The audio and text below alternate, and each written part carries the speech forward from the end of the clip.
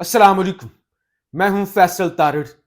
پاکستان کے لیے عالمی محاذ پر ایک اور بڑا جھٹکا ہے، اور یہ جھٹکا میرے خیال سے پاکستان کے لیے ناقابل برداشت ہے۔ اگر کوئی کر جائے برداشت تو اس کی مرضی ہے، وگرنہ یہ پاکستان اس وقت کس نیج پر پہنچ چکا ہے اس کے لیے یہ خبر کافی ہے۔ دعوے تو بڑے ہوئے، خان خلنڈرا تھا، کھیل گیا ملک کے ساتھ، خارجہ پالیسی کے ساتھ ہم ملک بچائیں گے، ہم خارجہ محاذ پر سرگرم ہوں گے، ہم قرضے اتاریں گے، ہم معیشت سنواریں گے۔ بڑے بڑے دعوے ہوئے نا۔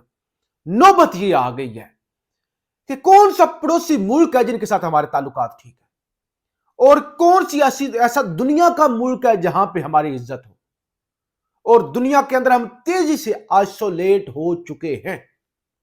بلوچستان کی صورتحال دیکھ لیں، خیبر پختونخوا کی صورتحال دیکھ لیں، اپنے اشاریوں پر ڈرون مارے گئے، اور ایران کے ساتھ ہمارے کس طرح کے تعلقات ہیں، بھارت کے ساتھ کس طرح کے ہیں، افغانستان کے ساتھ کس طرح کے ہیں۔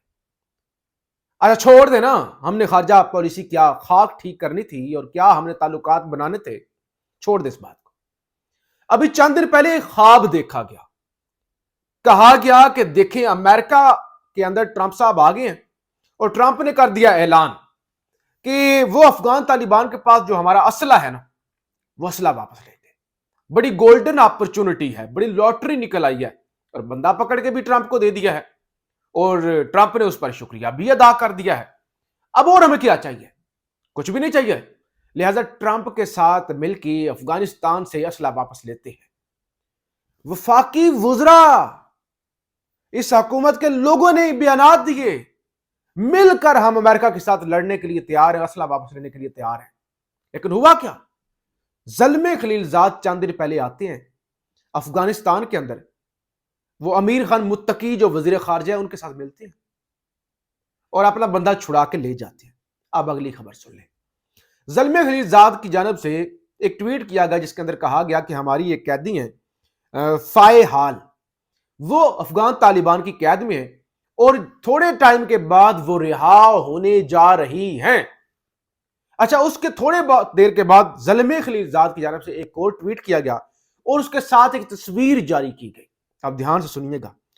انہوں نے لکھا کہ امریکن سٹیزن فائے حال just released by the Taliban is now in the care of our friends the Qataris in Kabul.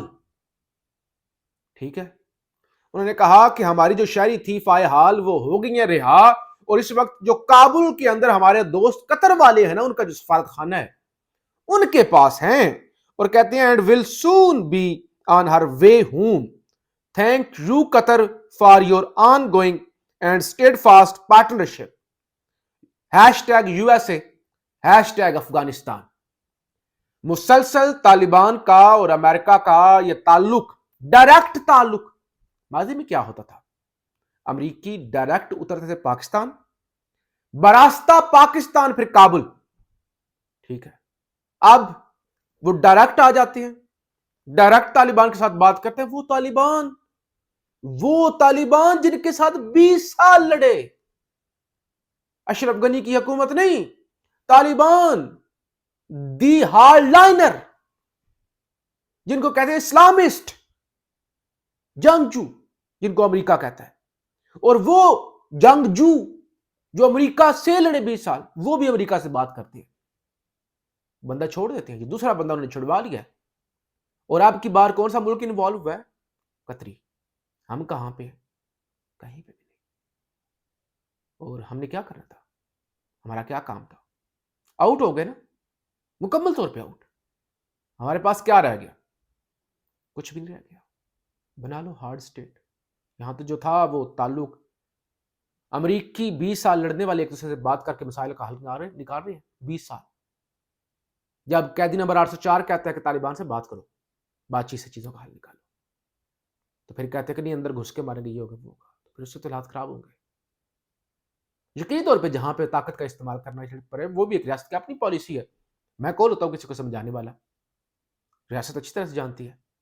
لیکن دیکھیے، اور پھر جو اگر یہ بڑی مثال ہے، بڑی اہم، اگر امریکہ اور طالبان کی بات ہو سکتی ہے تو اپنے پاکستان کے حالات سیٹ کرنے کے لیے پاکستان کے اندر بیٹھے ہوئے لوگوں کی اپنے لوگوں کے ساتھ بات نہیں ہو سکتی تاکہ ملک ٹھیک ہو جائے؟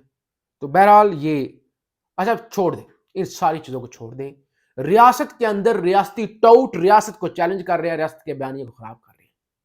ایک تو آج 29 رمضان اور 99% چانسز ہیں کہ رات کو آج شام کے وقت چاند نظر آ جائے گا اور پاکستان کے اندر آج آخری روزہ ہے. ٹھیک ہے، سعودی عرب کے اندر آج عید منائی جائے گی، متحدہ عرب امارات کے اندر بھی عید منائی جائے گی، ایران کے اندر روزہ ہوگا. ایمل ولی خان اسٹیبلشمنٹ کا ٹاؤٹ، ایمل ولی خان کی جانب سے اعلان کیا گیا ہے کہ ہم سعودی عرب کے ساتھ عید منائیں گے اور ہم جو ہے وہ عید منانے کا اعلان کرتے ہیں. پاکستان میں تو صبح 29واں روزہ ہے، کیا 28 روزے آپ رکھیں گے؟ 29 یا 30 روزے تو ہمیشہ ہوتے ہیں، یا 29 یا 30، یہ 28 روزے بھی کبھی کسی رمضان کے اندر آئے ہیں. اور چھوڑ دیں، آپ کی اپنی مرضی.